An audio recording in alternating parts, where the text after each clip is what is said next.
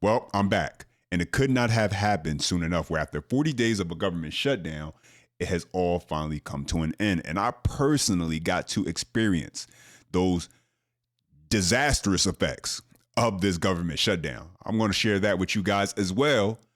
Democrats are now calling for Chuck Schumer's head. And so you guys know how this goes. We're breaking it all down, showing you how each side presents their case and what it means for the people caught in the middle. And in this case, I guess that might mean me. Stay locked in.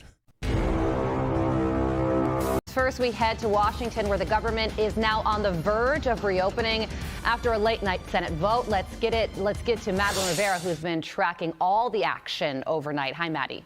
Hi, good morning, Carly and Todd. After 41 days, the light is finally at the end of the tunnel. The Senate voting 60-40 to pass a bill that will fund the government through January 30th. It also includes year-long funding bills for Congress, the Agriculture Department, and the military. But it does not include a deal on Obamacare subsidies, which is what Dems have been fighting for all along.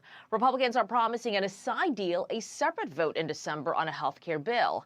The same 8 Democrats who voted to break the filibuster on Sunday stuck with Republicans. Senator Rand Paul was the only Republican to vote no. House Minority Leader Hakeem Jeffries is promising to fight on as the bill heads to the House.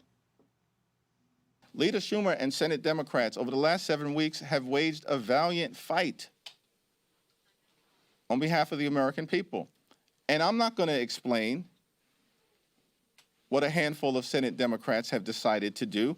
That's their explanation to offer to the American people. What we're going to continue to do as House Democrats, partner with our allies throughout America, is to wage the fight to stay in the Coliseum. Many of my friends are unhappy. They think we should have kept our government closed indefinitely to protest the policies of the Trump administration. I share their opinions of this administration, but cannot accept a strategy which wages political battle at the expense of my neighbor's paycheck or the food for his children. Mr. President, I yield the floor. And so, yeah, Hakeem Jeffries continues to demonstrate his incompetence every time he steps to a podium and opens his mouth. You had 8 Senate Democrats who finally stepped up and did what was needed to be done, and that was reopen the government and end this chaos. And I got to experience that chaos firsthand. So the reason, guys, if you haven't noticed, I haven't uploaded anything over the past few days was because Friday evening, I took a flight out of Dallas, DFW, because I live in Texas now. Those who've been following the channel have been aware that I've said this before. Me and my wife, we took a flight out of Texas, out of DFW for my best friend, his birthday. He's turning 40 years old, something I did not want to miss. Now, I knew there would be risk involved because of the shutdown, that it could be delays or whatever, but I was willing to take it. It was a special event.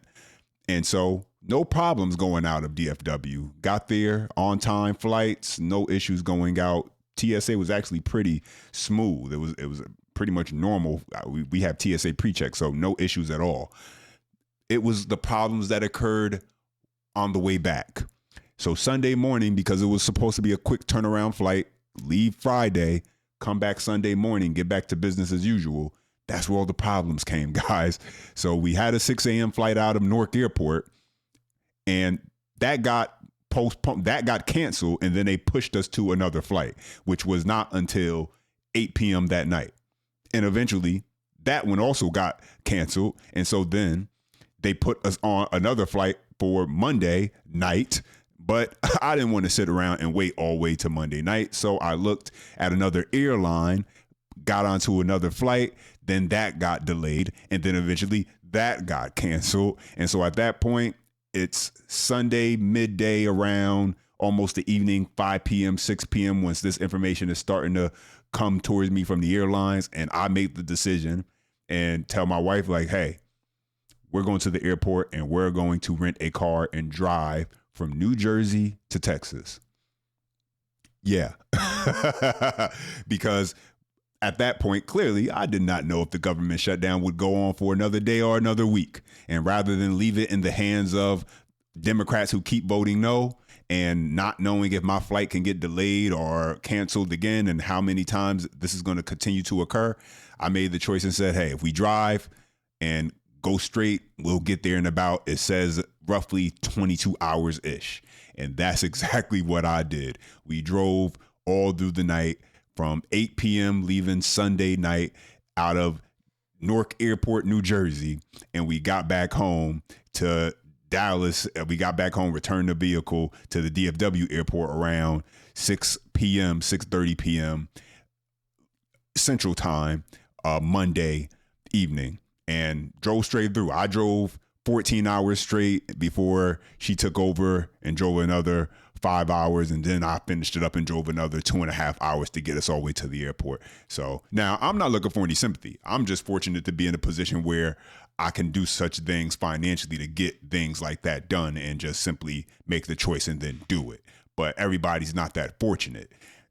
But this is the chaos that Democrats have chose to be able to push onto the American people when you don't have federal workers, TSA, air traffic controllers, people throughout the government not getting a paycheck. And the expectation that these people are going to still show up and do their job would be ridiculous to believe so. I don't blame air traffic employees for not showing up or calling out or using their sick days. But as a result, this is all the domino effect of this government shutdown. Democrats voting no, airlines being affected, federal employees who work for the airports affecting airlines and their ability to run efficiently being affected, the people who take these flights and conduct business or go visit family being affected. And so the trickle effect of everything that is caused because Democrats kept deciding to vote no to reopen the government. And that's just in the airline industry.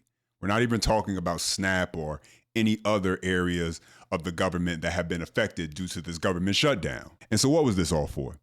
To continue to give billions of taxpayer money to insurance companies to prop up a failed system in Obamacare that was only continuing to line the pockets of these insurance companies that were still jacking up the premiums as they continue to, as the Affordable Care Act doesn't seem like it's making healthcare so affordable. And so now with this ongoing civil war going on with the side of the Democrat Party, which is only making the radical left stronger while making Chuck Schumer look weaker, you have some of whom are calling for Chuck Schumer.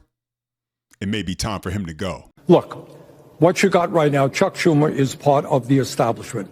And I'm sorry to say that many people in the Democratic caucus are part of it. I would say we have 8 or 9 out of 47 people who I would consider to be progressives. So you can argue, and I can make the case that Chuck Schumer has done a lot of bad things. But I think getting rid of him, who's going to replace him? Who is going to replace him? The issue right now is doing primaries, getting people involved in the political process who are going to create a government and an economy that works for everybody, who have the guts to take on the oligarchs. So I think we need to take on the Democratic establishment all over this country. A growing list of House Democrats are now urging Senate Minority Leader Chuck Schumer to step aside, saying he's failed to keep his caucus together to reject the bill. Congressman Rashida Tlaib saying, in part, the Democratic Party needs leaders who fight and deliver for working people. Schumer should step down. Watch this from some Democrats demanding that Schumer step down. This is Tlaib saying that he has failed to meet this moment and is out of touch with the American people. Seth Moulton, he's of course running for higher office. Tonight is another example of why we need new leadership. Mike Levin, Senate Democrats would be wise to move on from his leadership, and Ro Khanna saying Senator Schumer is no longer effective and should be replaced. So if Chuck Schumer called you today or he dropped by your office or you went by his office, what would you say to him?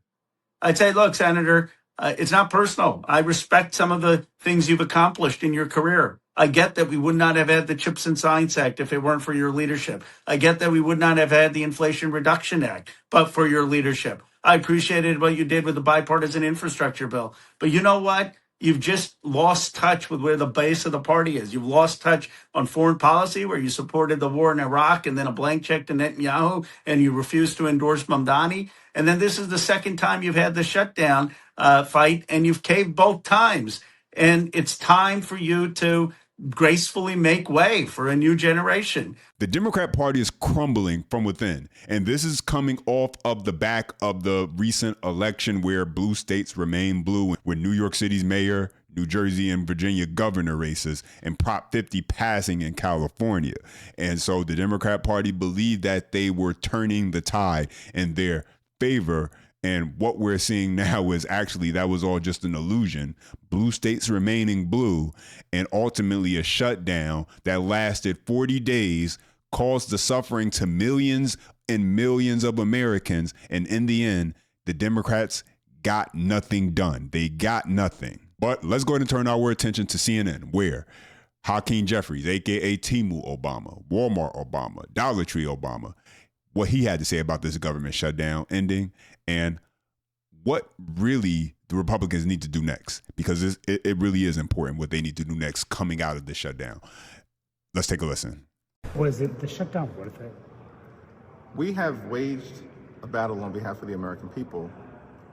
First of all, Donald Trump and Republicans are the ones who shut the government down. They have the House, the Senate, and the presidency. And the American people know it. And that's been the case for 7 consecutive weeks. But at the end of the day, you didn't get what you want. So was it worth waging this fight? At the end of the day, yeah, so let me tell you guys something. After being in New Jersey, and this is something that I said prior, so it only confirms what I already believed, the Democrats are very strategic. I'll give them that much with their messaging, because they stay consistent with it. And so every time you hear Hakeem Jeffries continuously say that the Republicans have the House, they have the Senate and the presidency, therefore it's their fault, they have to own this government shutdown, it works. I spoke to several people while I was in New Jersey, and they all believed the same thing, that because the Republicans were in charge of all the phases of the government, therefore the shutdown was on them. And so what Republicans have to do now that when they get this government back open is they have to be steadfast. You can't slow down now. You have to be steadfast in getting things done. Don't rejoice so quickly yet as far as for the Republican Party and what they really need to do. Another thing they need to do, and it can't be denied, is they have to figure out something with healthcare, because while on one end, we understand that Obamacare is bad. It's terrible. But the answer to any problem can never be just to badmouth the problem without a solution. And right now, Republicans are great at pointing out exactly what's wrong with Obamacare, but the next phase is introducing what the solution would be. And that's something that there has been talks of, and we'll kind of cover that as it goes along. But let's turn to CNN now, where Scott Jennings brought up that very thing. Take a listen. One thing that came out of this entire fight is that the healthcare system in this country has been, Obamacare, has been exposed as a complete and utter failure. We all know it now. Everybody admits it. The other thing that came out is that Democrats are willing to make people suffer.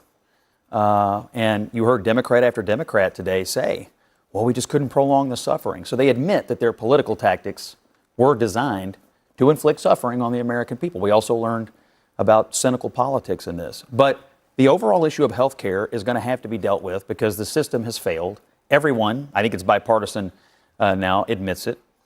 But I'm not sure that having Mike Johnson commit to giving billions of dollars to insurance companies for insurance that's not getting any better, it feels like it's getting worse to the American people, is going to make a difference. I could see Democrats and Republicans coming together to discuss that, like if we're going to spend this amount of money, should we be just giving it to insurance companies, or should we be doing something else with it that would actually have a chance of making it feel like you could get seen by a doctor and get a better health outcome? But what we're doing now, writing checks to health insurance companies, is not getting us any better outcomes at all. But I think this is the good with the bad. Obamacare has now been exposed for the sham that it's always been, not making healthcare more affordable as it was always intended and what he said it would do, but actually continuing to push premiums up more and more while just lining the pockets of insurance companies. But now Republicans can no longer just kick the can down the road, because while, yeah, Obamacare is bad, what is the solution or the alternative? And in a sit-down interview with Fox News, the president addressed that very question. Well, I watched Obama from when this thing came about. As you know, I opposed it very strongly. Unfortunately, we had a couple of negative votes, which should never have happened. But I said it's going to be a disaster, and I was exactly right. The premiums have gone up like rocket ships, and I'm not just talking about recently. I'm talking about for years they've been going up. And he said premiums will go down, everything will be wonderful. It's horrible health insurance at a very high price. And what I want, and probably what you're alluding to, is the fact that I want, instead of going to the insurance companies, I want the money to go into an account for people where the people buy their own health insurance. It's so good. The insurance will be better. It'll cost less. Everybody's going to be happy. They're going to feel like entrepreneurs. They're actually able to go out and negotiate their own health insurance. And they can use it only for that reason. That's the beauty, only for that purpose. And if we did that, that would be so exciting. Call it Trump care, call it whatever you want to call it, but anything but Obamacare. Obamacare is a disaster, just like he was as a president. He said you could call it Trump care. Listen, I'm telling you right now, and clearly there needs to be far more, fleshed out with his plan and his idea in order to make sure it's effective and that it works properly and that insurance companies can't just still adjust and, screw over the American people. But it's a good launching point as far as ideas go. But if it were to be called Trump care and then it turned out to be better than Obamacare ever is and ever will be, the left, liberals would be seething. They'd be fuming at the mouth. That the fact they may just choose not to even get health care just because it's called Trump care, knowing that it's better, knowing that it's actually going to have a better outcome. Now, I was just thinking about this as I was creating this video, and I want to hear back from you guys, but I believe, even if it doesn't have to be the largest percentage, it could only be 1% of him that feels this way. But I believe there's a certain part of Trump who wants to tackle and solve this healthcare issue because the system that's currently in place, that's failing, Obamacare, it's called Obamacare, and it came under Obama. And so if President Trump can tackle this issue and solve something that has been a problem in America for, how long now? And it happens under him. No matter what you say about that man, you will not be able to argue that he was a great president. There will be no argument if he solves this healthcare issue. No debate. And I think that part drives him. And that's a good thing.